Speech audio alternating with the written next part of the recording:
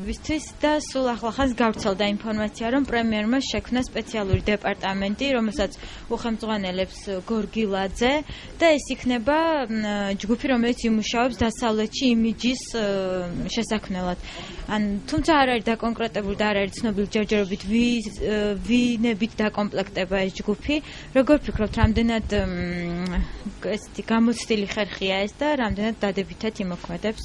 პრობლემების აღმოსაფხვრელად? მოგეხსენებათ, საერთოდ პოლიტიკურ მოღვაწეებს ყავთ საკუთარი იმიჯმეიკერები, როგორც თუნდაც იგივე წინასაარჩევნო კამპანიის ჩატარების პროცესში და ასევე თქვა, როდესაც ისინი არიან ხელისუფლებაში და აქედან გამომდინარე ესე იგი იგივე საკუთარი მოსახლეობის ან საერთაშორისო საზოგადოების ცნობიერების ამაღლების მიზნით იმ საკითხებთან დაკავშირებით, რომელსაც კონკრეტული ხელისუფლება კონკრეტულ ქვეყანაში აწარმოებს, იქმნება გარკვეული იმიჯმეიკერთა ჯგუფი, რომელიც წარმოდგენილია ცალკეული სამსახურის თუ დეპარტამენტის სახით და ჩემის აზრით ამ შემთხვევაში ახალი ხელისუფლების შეშფოთებას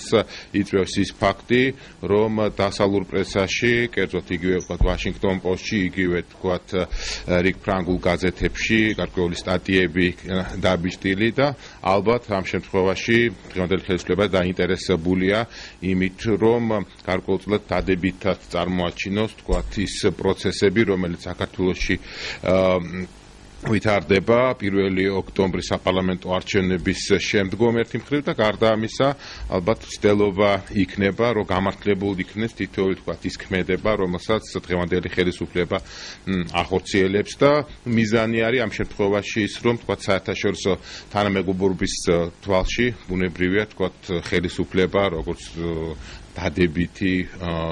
ესე იგი მოქმედების გამტარებელი იქნეს წარმოჩენილი, როგორც საქართველოს შიგნით, ასევე საქართველოს ფარგლებს გარეთ. ბოლო პერიოდში უცხოურ პრესაში და საერთაშორისო საზოგადოების გამოხმაურებას ახალი მთავრობის მიერ ეს რამდენად აისახება ზოგადად ქვეყნის იმიჯზე მოქმედი ხელისუფლების ესეთი მკვეთრი კრიტიკა და ერთ ვაშად რამდენიმე იმაში დაიბეჭდა ხომ გავლენიან გამოცემაში რამდენად აისახება ეს ზოგადად ქვეყნის იმიჯზე. იცით, ჩემის აზრით შესაძლებელია ამან გარკვეული პრობლემები შექმნას, თქვათ ევროპული და ევროატლანტიკური ინტეგრაციის გზაზე, მით უმეტეს, რომ თქვათ უახლოს მომავალში უნდა გაიმართოს ნატოს მინისტერიალი, აქ სხვა საკითხებთან ერთად ალბათ თქვათ საქართველოს საკითხზეც იმსჯელებენ, გარდა ამისა მოგეხსენებათ იმის შესახებ, რომ ცოტა ხნის წინ შედგა, როგორც საქართველოს პრეზიდენტის, ასევე პრემიერის ვიზიტი ევროკავშირის შესაბამის სტრუქტურებში და ბუნებრივია, თქვათ აქ ამ შემთხვევაში შესაძლებელია ამის შემდგომ, რომ გარკვეულწილად როგორც ევროკავშირის, ასევე თქვათ ნატოს მესვეურებმა ალბათ გაითვალისწინონ ყველაფერი, თქვათ რაც ხდება საქართველოში და ალბათ რა თქმა უნდა არც თითოეულ ჩვენთაგანს არ სურს უჭერს ის მხარს დღევანდელ ხელისუფლებას თუ არის ოპოზიციაში, რომ გარკვეულწილად საქართველოს დღევანდელ ხელისუფლებაზე რაღაც გარკვეული უარყოფითი იმიჯი იქნეს შექმნილი დასავლეთში, მათ შორის თქვათ მასმედიის მეშვეობით ბუნებრივია, მაგრამ ბუნებრივია თქვათ იგივე ვაშინგტონ პოსტი ამ შემთხვევაში გახლავთ ერთ-ერთი ყველაზე ავტორიტეტული გაზეთი, მე მინდა გითხრათ სხვათა შორის, რომ სწორედ ვაშინგტონ პოსტში დაბეჭდილი თქვათ სტატიის შემდეგ 1974 წელს მოხდა პრეზიდენტ ნიქსონის გადადგომა, მოგეხსენებათ, რომ პირველ რიგში თქვათ ვაშინგტონ პოსტმა გაახმაურა ეგრეთ წოდებული უოტერგეიტის სკანდალი. აქედან გამომდინარე და ამან იმოქმედა თქვათ ამერიკის იმიჯზე, ხო? როდესაც თქვათ პრეზიდენტი ნიქსონი, რესპუბლიკელი პრეზიდენტი იძულებული გახდა, რომ მას დაეტოვებინა თანამდებობა. აქედან გამომდინარე ალბათ ნათელია თუ რა ამ შემთხვევაში გავლენა გააჩნია იგივე თქვათ ვაშინგტონ პოსტს, საერთოდ პრესას, რომელსაც მეოთხე ხელისუფლებას უწოდებენ, მოგეხსენებათ. აქედან გამომდინარე ბუნებრივია თქვათ აქ ყოფილი ხელისუფლების წარმომადგენელთა ლობირება ვერანაირად ვერ მოხდებოდა თქვათ ვაშინგტონ პოსტზე, ეს არის აბსოლუტურად დამოუკიდებელი გაზეთი, რომელიც ბუნებრივია თქვათ დაკომპლექტებული არის მეტად მაღალ პროფესიონალური კადრებით და აქედან გამომდინარე ალბათ ამ შემთხვევაში, როდესაც საუბარი არის, იცით, რაღაც სპეციალური დეპარტამენტის შექმნაზე, რომელმაც საქართველოს დღევანდელი ხელისუფლების, ასე ვთქვათ, საქმიანობის იმიჯი უნდა ამაღლოს, მე ესე მგონია, რომ იმიჯის ამაღლება შესაძლებელი იქნება იმ შემთხვევაში, თუ დღევანდელი ხელისუფლება გაატარებს შესაბამის კურს, პროდასალურ კურს, რაც გულისხმობს არა თქვათ მხოლოდ და მხოლოდ ესე იგი ევროკავშირთან და ნატოსთან თქვათ მიახლოებას თუ ეკონომიკურ თუ სამხედრო თვალსაზრისით, არამედ პირველ რიგში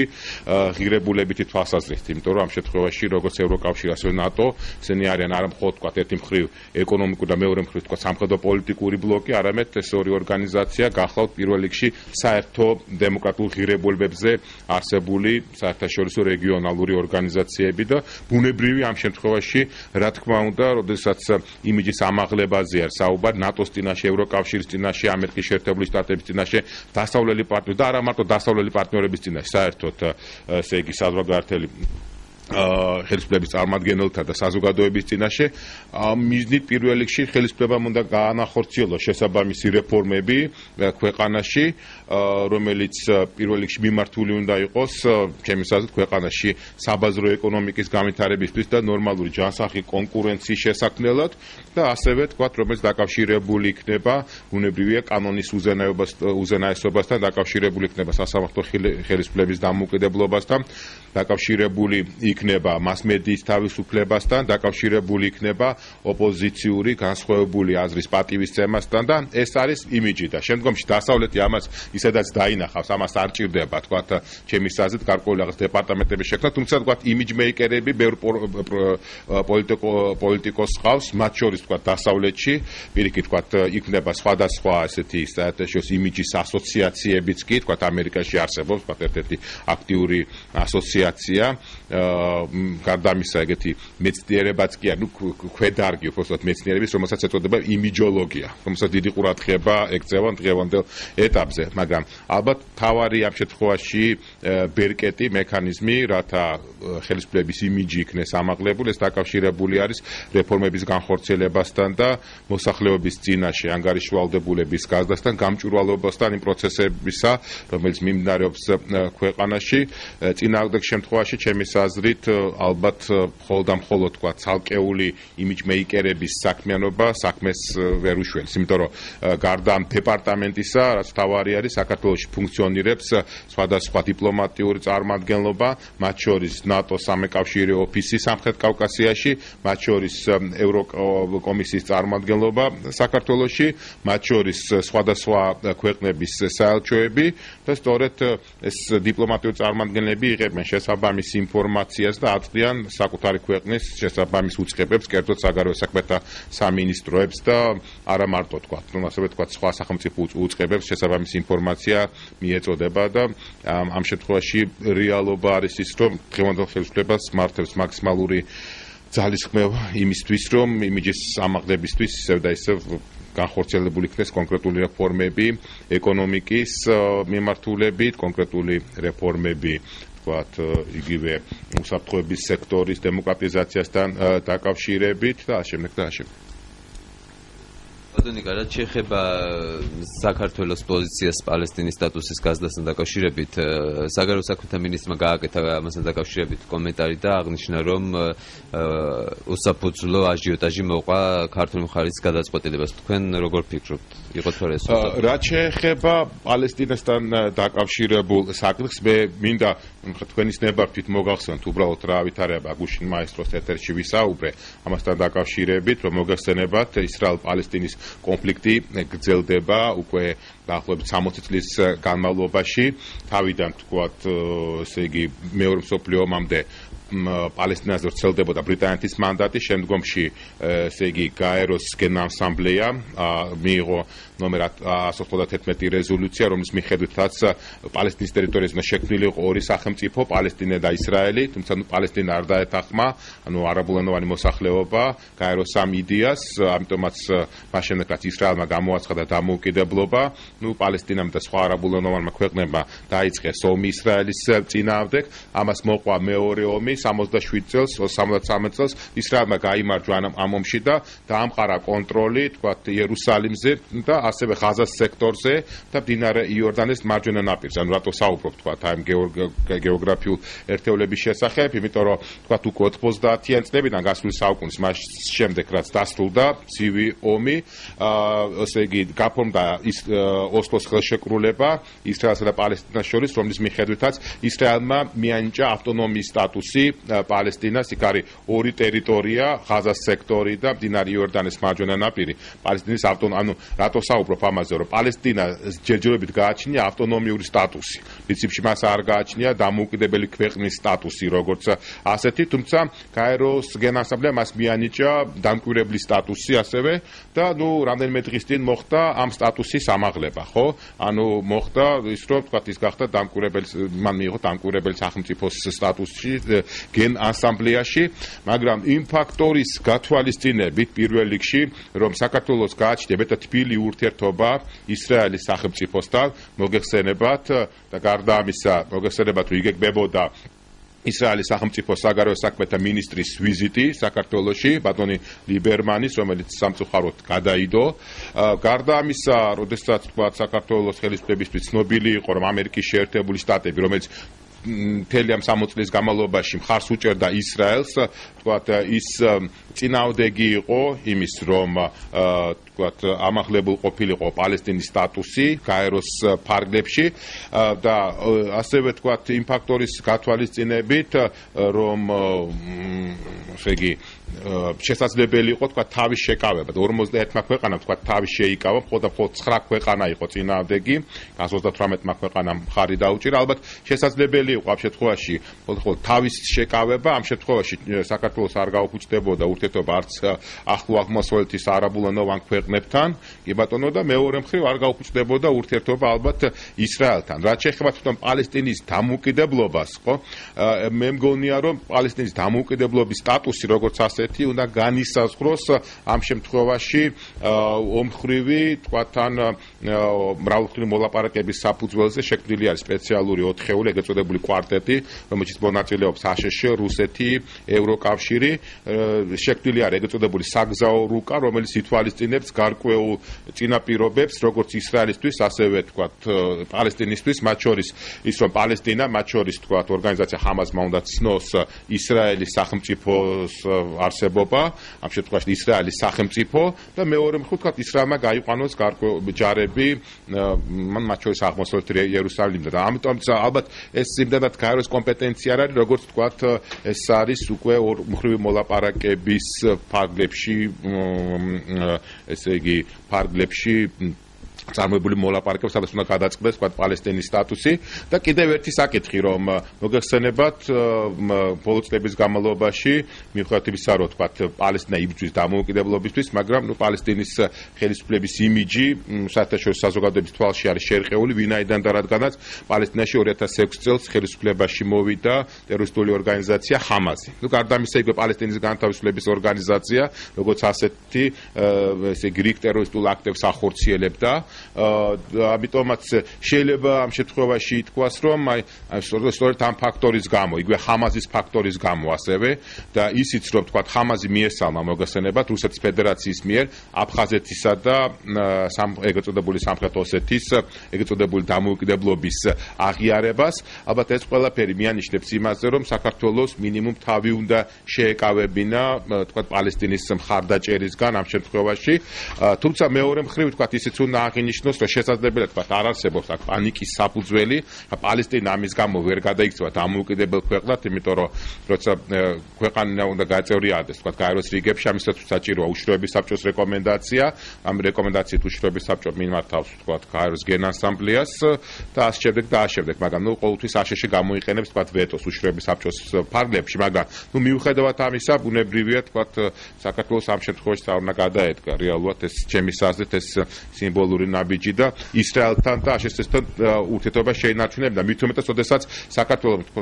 საკუთარი პოზიცია თავის დროზე დააფიქსირა იგივე კოსოვოსთან მიმართებაში და არ აღიარა კოსოვოს დამოუკიდებლობა, იმიტომ რომ როცა საქართველოს ტერიტორიაზე არსებობს ორი ოკუპირებული რეგიონი, ბუნებრივია საქართველოს არანაირად არ აწყობს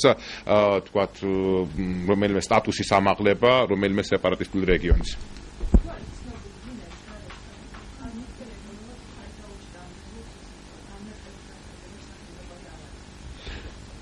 კი ვერ გეტყვით ამ შემთხვევაში, ხო, ვისი სახელით, იმიტომ რომ ბატონმა ლომა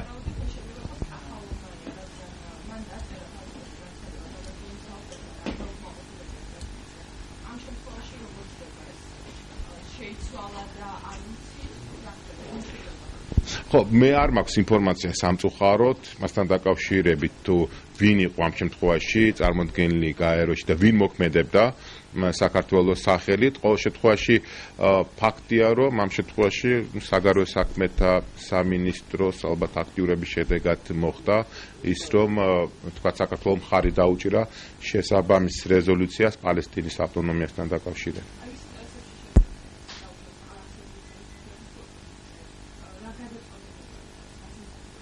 ჩემის აზრით ეს შეიძლება აიხსნას შემდეგნაირად, არ ვიცი ხა როგორ ახსნის ამას ყველაფერს დღევანდელი ხელისუფლება, მაგრამ შესაძლებელია ეს აიხსნას იმით, რომ არაფერი თქვა კატასტროფული არ მოხდარა, ვინაიდან და რადგანაც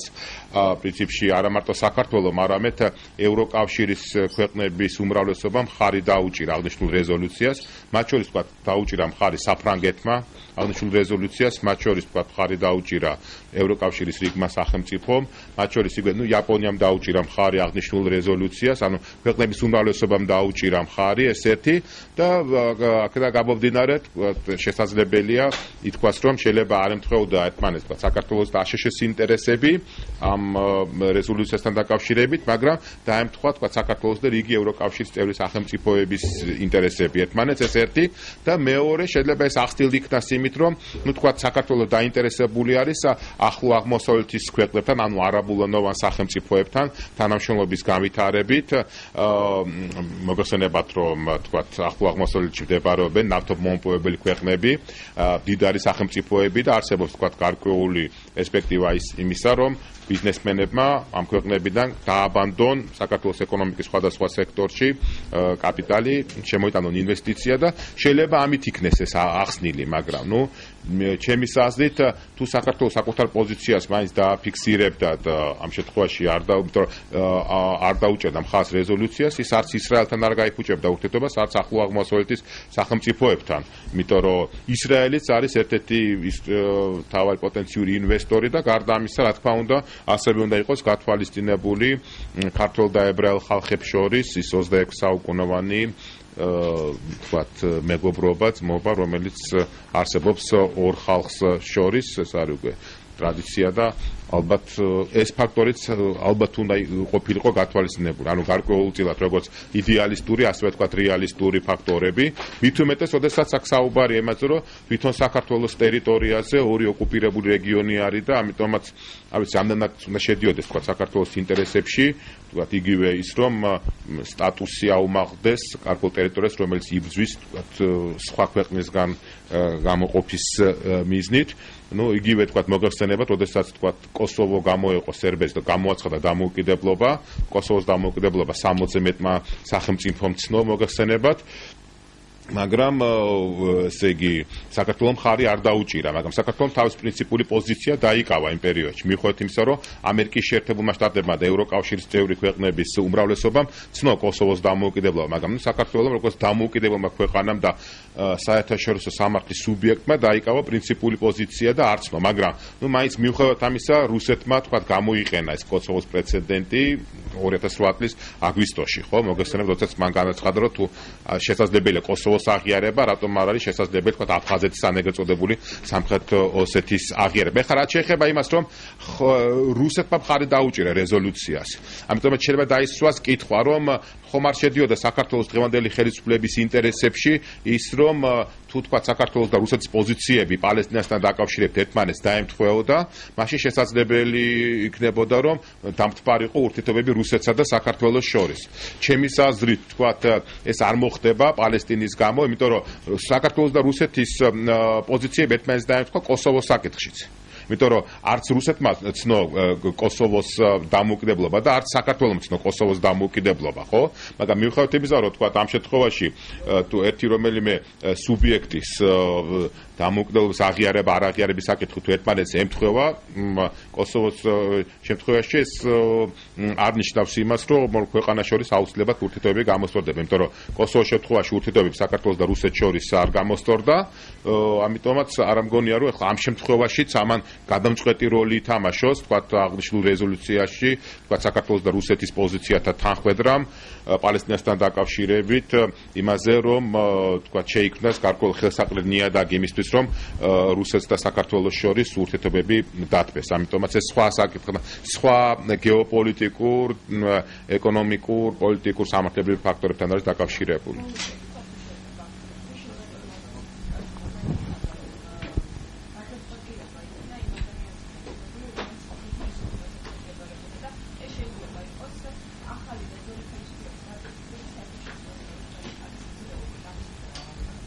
მე მინდა გითხრათ, რომ დღევანდელ დღეს თქვა საგარეო საქმეთა სამინისტრო იღებს გადაწყვეტილებას რიგ საგარეო პოლიტიკურ საკითხებზე და აქედან გამომდინარე, ალბათ თქვა საქართველოს მუდმივი წარმომადგენლობა გაერთიანებული ერების ორგანიზაციაში ის მოქმედებდა იმ ინსტრუქციების შესაბამისად, რომელიც შემუშავებული იქნა საგარეო საქმეთა სამინისტროს მიერ, ხო? მინისტრი დღეს უკვე ახალი ხელისუფლების წარმომადგენელია, რომელსაც სხვადასხვა 2010 წლამდე ეკავა ძველ ხელისუფლებაში საგანგებო და სრულუფლებიანი ელჩის სტატუსი, ჯერ გერმანიის ფედერაციულ რესპუბლიკაში, შემდგომში ნიდერლანდების სამეფოში. ამიტომაც ამ შემთხვევაში ეს თვითონ საგარეომ გადადგა ეს ნაბიჯი, ეს მუდმივ წარმომადგენლობამ, საქართველოს მუდმივ წარმომადგენლობამ გაეროში მიიღო შესაბამისი ინსტრუქციები, როგორც ხდება თქვა, ხო ეს საელჩოები, სხვადასხვა ქვეყნებში დიპლომატიური წარმომადგენლები ისინი ინსტრუქციას იღებენ საკუთარი ქვეყნის საგარეო საქმეთა სამინისტროსგან. დამოუკიდებლად თქვა ისინი ამ შემთხვევაში გადაწყვეტილებას ვერ მიიღებენ და ამიტომაც ეს არის დღევანდელი ხელისუფლების ინიციატივა. ეს არის ჩემი მოსაზრება. თქვენ წეგანაც ახსენეთ, რომ შესაძლებელია ეს გათვლა ყოფილიყო აი სწორედ ინვესტიციების ჩადების მოლოდინით განპირობებული. რამდენად შესაძლებელია თუ გავითვალისწინებთ იმათ, რომ ახალი ხელისუფლების მხრიდან კეთდება აი ამ ინვესტიციებზე დიდი გათვლა და იმედი, რომ ერთგვარი მათი მხრიდან ყოფილიყო ან მოთხოვნა, ან შეთანხმებას ავით ეს აღიარების სტატუსის არაბულენოვანი ქვეყნებიდან. მე ვერ გეტყვით, შესაძლებელია, რომ რიგმა არაბულენოვანმა ქვეყანამ აწარმოა მოლაპარაკება საქართველოსთან, მათ შორის თქვათ ეს მოლაპარაკებები მიმდინარეობდა გაეროს შტაბ-ბინაში, ვერ გეტყვით, მაგრამ არ არის გამორიცხული ამ შემთხვევაში, საერთოდ პულისებს მიღმა, ხო, თქვათ, როდესაც მიმდინარეობს, თქვათ, გენასამბლეის სესია მაგალითად, ხო, ან სხვა რაღაც მნიშვნელოვანი გადაწყვეტილება მიიღება საერთაშორისო კონფერენციების დროს, ხდება ხოლმე, თქვათ, შესვენებების პერიოდში, ხო, მაგალითად დელეგაციებს შორის მოლაპარაკება, ეს თქვათ real politics, რასაც ქვია, ხო, ეს ითვალისწინა ამას ყველაფერს, ხო, არ არის გამორიცხული, რომ თქვათ შესაძლებელია რაღაც იყო ამ შემთხვევაში გაიმართა გარკვეული მოლაპარაკება, თუმცა ვერ გეტყვით. ეხლა რეალობა გახლავთ ის, რომ დღეს თქვათ საქართველოში ფუნქციონირებს სწორედ რომ ისრაელის სახელმწიფო საელჩო, დიპლომატიური წარმომადგენლობა. ეხლა არაბულენოვან ქვეყნებს თქვათ საელჩო საქართველოში არ გააჩნია. ჯერ კი ბატონო, არის გარკვეული ინვესტიციები ჩაიდო, მაგრამ მე ესე მგონია, რომ რეალურად მაინც საქართველოს უფრო ახლო ურთიერთობები აკავშირებდა და აკავშირებს ისრაელის სახელმწიფოსთან და იგივე თუნდაც ამერიკის შეერთებულ შტატებთან და იმედი აქ საუბარი იმაზე კი არ არის, თქვათ, გავანაცხენებთ, თქვათ, იგივე აშშ-ს და თქვათ, იგივე ისრაელს. ხო, არა, ესეც რა თქვა მნიშვნელოვანი ფაქტორი არის, ბუნებრივია, ხო? მაგრამ ამავე დროს თუ საქართველოს თავის მტკიცე პოზიცია დააფიქსდა, თქვათ, კოსოვოს დამოუკიდებლობასთან დაკავშირებით, ხო, როდესაც თავის დროზე და არ აღიარა მიხვდეთ ისე რომ ამერიკამ აღიარა თქვა ხო კოსოვო მაგრამ ამერიკამ კი ბატონო პატივის სამ შემთხვევაში საქართველოს გადაწყვეტილებას ან იგივე როდესაც საქართველოს თქვა სავიზო რეჟიმი გააუქმა ირანის ისლამურ რესპუბლიკასთან ხო კი გასაგებია თქვა ხო რიგ შემთხვევაში შეიძლება გადაიდგას გარკვეული გაბედული ნაბიჯები მათ შორის ის პატარა ქვეყნის მხრიდან როგორც საქართველოა, იმიტომ რომ საქართველო არის დამოუკიდებელი სახელმწიფო, საერთაშორისო სამართლის სუბიექტი, თუმცა ესე იგი ეს იმ შემთხვევაში თუ ბუნებრივია ეს ყველაფერი შეესაბამება საქართველოს ეროვნულ ინტერესებს. ამ შემთხვევაში ცოტა რთულია აიხსნას აი ზემოაღნიშნულ მიზეზთა და გამო თუ რატომ შეესაბამება თქვა საქართველოს ეროვნულ ინტერესებს, თქვა პალესტინის სტატუსის ამაღლება გაეროს გენ ანსამბლეის ფარგლებში. აქ რეალობა გახლავთ ეს მით უმეტეს, როდესაც ისევ და ისევ თქვენის დებატს გავიმეორებ, რომ ორი თქვა კონფლიქტური და ოკუპირებული რეგიონი არის საქართველოს ტერიტორია. ეს არ ნიშნავს იმას, რომ ამის შემდეგ ისრაელი თქვა ჩურს იძიებს საქართველოზე და დამოუკიდებლობას აღიარებს ან აფხაზეთის ან ცხინვალის რეგიონის, მაგრამ შესაძლებელია საქართველოს თქვა დღევანდელი ცენტრალური ხელისუფლების გვერდისწავლით რაღაც კონტაქტები დამყარდეს თქვა აფხაზეთში, რაც ბიზნესის დაბანდებასთან დაკავშირებით და ასე შემდეგ და ამავდროულად. ხო, ეს ყველა ეს ფაქტორი უნდა იყოს გათვალისწინებული. და ბოლოს მაინტერესებს რამდენად შესაძლებელია რომ დიპლომატიურ ურთიერთობებს საფრთხე დაემუქროს აი ესეთი ნაბიჯის შემდეგ საქართველოს-ისრაელის დიპლომატიურ. ჩემის აზრით დიპლომატიურ ურთიერთობებს არ დაემუქრება საფრთხე. მაგრამ მაშინ ეს ნიშნავს იმას, რომ ისრაელმა თქვა დიპლომატიური ურთიერთობა უნდა გაწყვიტოს მსოფლიოს 138 ქვეყანასთან, ხო? ბუნებრივია თქვა აქ ეს არ მოხდება, მაგრამ შესაძლებელია უბრალოდ ურთიერთობები გაცივდეს. ამის ერთ-ერთი ნათელი დადასტურება გახლავთ ის, რომ ვთქვათ ისრაელის ესეთი ისრაელის საგანგებო და სრულუფლებიან ელჩმა გამოხატა უკმაყოფილება და გარდა ამისა მოგესწრებათ რომ სამწუხაროდ გადაიდო ისრაელის სახელმწიფოს საგარეო საქმეთა მინისტრის ვიზიტი საქართველოში, მაგრამ აქ არა ლაპარაკი ალბათ დიპლომატიური ურთიერთობების გაწყვეტაზე, ხო როგორც ასეცე, მაგრამ შესაძლებელია თქვა საქმე მივიდეს გარკვეულ როდესაც თქვა ერთი სახელმწიფო მეორეს მიმართ რაღაც პროტესტს აფიქსირებს, მან შეიძლება გაიწვიოს ელჩი კონსულტაციებისთვის საკუთარ ქვეყანაში. იმედი მაქვს რომ საქართველოს შემთხვევაში ეს ასე არ მოხდება მაინც. მადლობთ. დიახ.